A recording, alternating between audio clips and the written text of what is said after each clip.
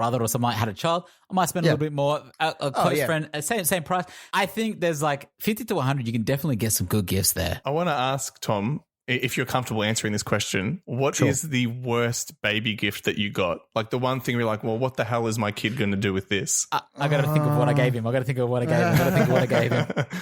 I think what was tough was Marcus got your kid a DVD copy of Scorpion King, right? Yeah, right. It's like, what do I do with this? She can't enjoy that until she's at least 15 because The Rock is too damn sexy. It's timeless though, Tom. That's the first Rock movie, I'm pretty sure. It's timeless. Like, my kid's only speaking basic Arabic. She's not going to understand this film. The Rock is speaking very complex Arabic. So I would say the problem would be getting multiples of things.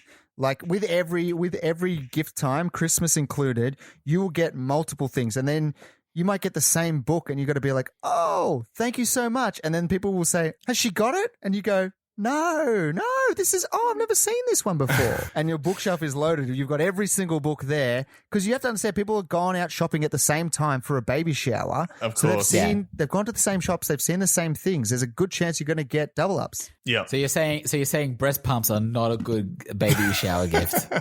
I mean, unless you're some sort of other mammal, you usually only have two breasts. So I don't know how much extra milking you can do. Four breasts between the two of you. All right? I was going to say. I should be carrying the load too, right? Exactly, Tom. I got a breast pump for males, okay? I'm a lazy father. Oh, I just love the idea of Tom, like, about to get in bed with, like, all the gifts around and him just, like, catching the breast pump at the corner of his arm and, like, who knows, maybe I'll give it a go. I'll give that a spin. Why not? My wife in the other room just hears the sound of the motor just like and me screaming because it's just on big like purple welts all over my chest from the suction. Get it up. Shut the power. It's my alarm situation all over again. Exactly. Yeah. So what do you think then for this particular person getting asked to give a gift? Is it tacky? Is it rude? I mean, it doesn't seem like there's an obligation. I don't think it's tacky only because raising a kid, I know, is not a cheap endeavor. So if you can afford to help out somebody who's close to you, why not get them a gift that could potentially go a long way for them? Do you feel like it's tacky because they asked? Like, I would imagine if there was a baby shower planned for, like, let's say, Tom, your second child again, I would know that baby shower's coming up. And I'm like, I got the gift. I know where he lives. I'm going to send it. I don't need Tom saying, hey, if you've got a gift, send it to me. Like, yeah, if you're close to the person, you know where they live and stuff. Yeah. So I can't imagine the need for asking to send us gifts. Sure. No, you're right, because I think if I had to cancel my own baby shower, I don't think I would have the thought to still ask people for gifts. I think it would just be like, that's done. You know what I mean? So if you get any gifts, it's a bonus. Yeah, if you get any gifts, it's a bonus. So I feel like it is tacky. I think you're 100% right to feel like it's tacky, but I don't think you should be offended. Just ignore it. Do you know what they probably should have done, really, people who sent out the invite, and I guess I'll finish my thoughts with this, is that they should have said, if you guys have bought any gifts for us, don't feel obligated to give them to us. You can return them, whatever. Just say that. And then a lot of people would probably be like, oh, no, we're happy to send you the gift. And you'd probably receive gifts still. That's a bit true. of reverse psychology. You're conniving there, Damien. I love it.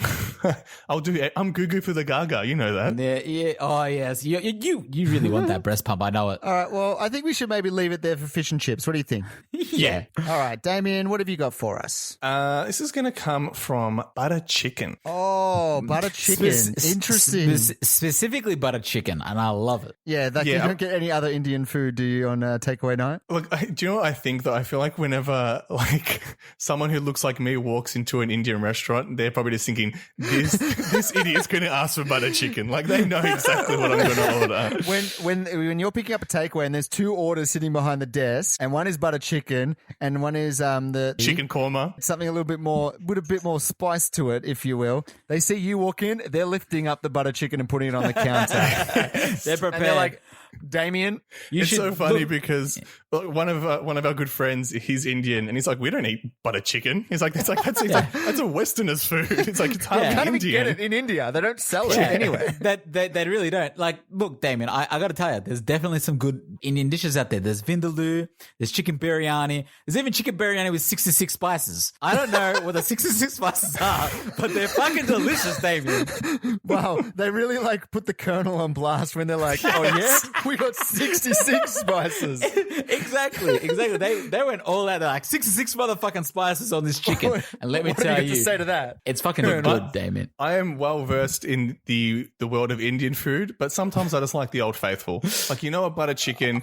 To me, butter chicken is like a spaghetti bolognese. Like, you know, it's going to hit the spot. It's a good time. Yeah. Look, every time I get Indian, butter chicken's always there. It's always an option. It's not an option. All right. It's always there. So let's hear from what BC has to say. Butter Chicken writes in, a wormy situation. Last night, my girlfriend of 3 months met my friends. Note, my girlfriend dresses like a kid's TV presenter. We met my friends at a local park and everyone seemed to like my girlfriend. It changed when my girlfriend noticed earthworms stranded on the wet pavement. My girlfriend is a complete softie when it comes to worms and always saves them whenever she sees them.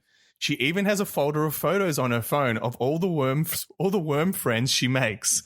She lay down on the pavement and started picking up the worms, and I wish you were kidding. She started talking to them, saying things like, "You've got yourself into a real pickle here, haven't you?" My friends all started laughing, so I said to her, "Let's pay attention to my human friends, not your worm ones like adults do." And that made her stop. She looked embarrassed, and then all my friends told her that we could have a worm rescuing session if she wanted, but she seemed reluctant. My friends later told me they really liked her and thought the worm thing was cute, but now she stopped showing me photos of the little critters on her phone. I told her to stop because I was trying to protect her, not shame her. What do I do? But a chicken.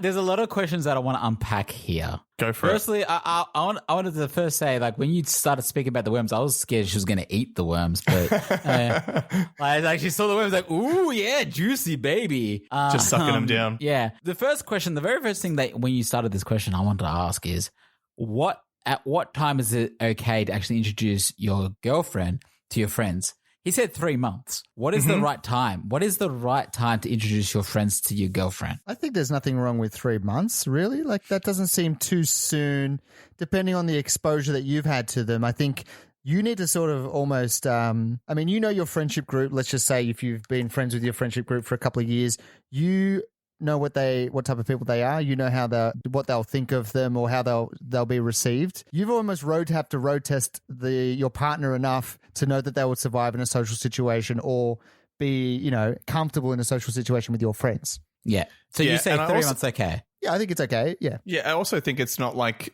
meeting your girlfriend, meeting your partner, meeting your friends is not like them meeting your parents. Like, I don't think it holds the same weight. And I think a lot of the time it just happens organically. Like, you just happen to go out and you bring your partner with you because that's the thing to do, right? Yeah. Although I guess I have had like friends in the past who have had partners that I've never seen. And like, I might see them once and then like that's it. And then they break up and you never see them again. That's definitely happened before. I've had a friend who had a partner for a year before he introduced her to the rest of us. And I always thought to myself, that was weird. Whole year. 1 year. It was about a year. Yeah. Because about the same time, it was just like one of those ones where I was starting to see a girlfriend and I introduced her after like, I think it was like a month or two. Because I see my friends often. I was just like, well, I'm going out with friends to a party or something like that. Come along. I want you to come. I want to meet my friends.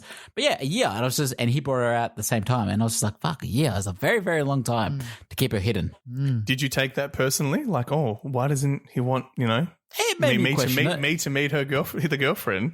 It wasn't that I felt like there was something wrong with me. Not that I thought there was something wrong with her either. But it was more of a case of just like, I was just like, well, why? Like, are you scared to introduce? Like, do you think we're bad people, or do you think that she's not right in terms of like for us? I thought it was always weird, and I was just like, I usually introduce the girlfriends pretty quick. And now I've got a fiance. She was introduced to everybody relatively quickly, but Yeah. In this meeting here, what do you think of Bindi Irwin Jr.'s behavior? Do you think it's like do you think it's weird? Do you think it's kind of, fun? What was your initial opinion on it? So he was saying that he doesn't, like, she dresses like a children's TV presenter, and he's like, that's cool, that's her style, that's how she is. But does he not know that this is how she is in, like, how she feels about worms and how she is in a public setting, I guess? Does he not know that after 3 months? She's a huge fan of Earthworm Jim. Yeah. She is. It sounds like she needs to find her Earthworm Jim because, what Tom said, this guy, it seems like he's just putting her down at every point. Like, for some reason, he makes note of her dressing like a kid's TV presenter, but it has no bearing on the story at all. He's just like, here's a note here. And he also told her to start acting like an adult and basically, like, shut her down in front of his friends. And he says he's protecting her, but really he was, like, taking a big dump on it. Like, it wasn't cool of what he said. I think that's true. I think the whole situation, what she did was sort of weird, but it's not weird enough to actually care about. If one of my friends' girlfriends did that, I'd laugh. I'd be like, oh, well, this is different. This is definitely strange. But it's not like she's eating the worm. Like, if she actually took a bite of one of those worms, I'd be like, you're going to be kissing that later. That's a bit weird. I would want that sort of juice.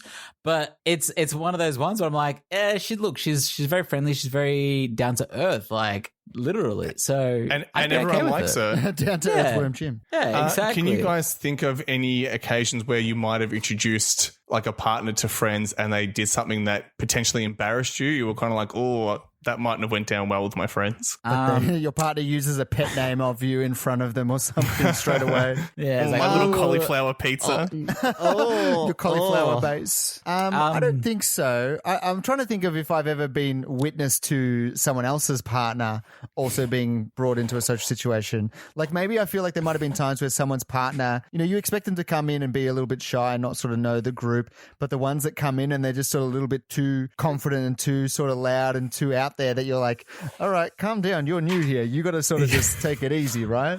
Yeah, it's the equivalent of like someone making a cameo in a sitcom trying to become like one of the main cast members. It's like, slow your roll. You didn't even have a credit yet. What are you doing? Right. That's it's like, you have to earn your stripes before you can start giving your opinion on things and expecting people to support you. Yeah. I've always felt like if a friend introduced a girlfriend to, like, a party and she was often quiet, I'd always try and encourage the girlfriend, especially just, like, ask them questions that sort of, like, allowed them to, like, sort of bloom a little bit. I've always been like, look, I'm going to try and introduce them and make it easy, because it's always fucking hard introducing a brand new group of people. But exactly the same. If it was the other way around and they were over the top, I'd be like, no, they don't need my help. I don't really want to, like, get too over the top. Unless like they were vibing really well. Like, I mean, good on them. It's true. They got the confidence. I think there's a story that I can think of that happened to me, and I think I can give this guy some perspective, because I think what his girlfriend did was fine. Like, she seems to dig worms. She's almost like a worm conservationist. It's fine. She's helping out. They give her silk, Marcus. Well, silkworms do. Worms are fine. Worms are fine, right? There's another kind of worm that lives inside a bum, man. I don't know if you want that. Yes, the turd worm, of course. Yeah. But this happened to me with one of my first girlfriends years ago. To give context, I gave her a piece of jewelry. It was a ring to celebrate, like, an anniversary, right?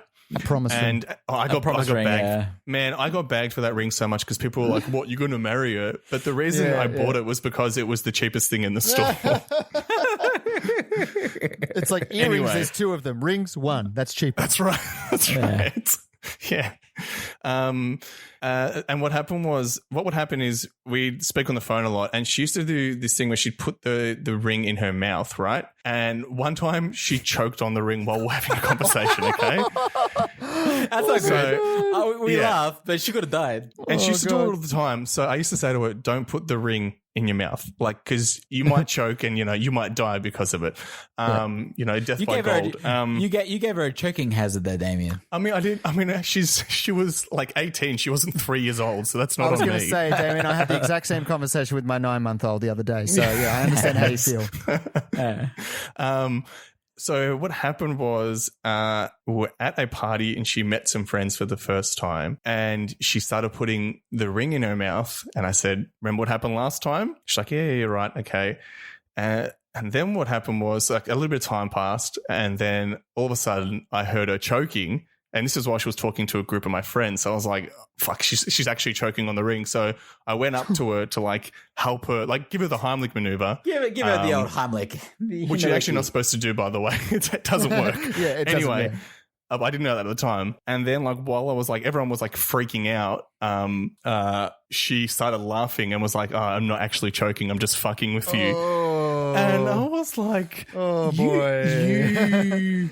You so-and-so. charlatan, you devil woman. Yeah. Because like there'd Right. already been the track record of her choking on this ring in the past. Oh boy. And so like I like rushed to help her, and my friends who had just met her for the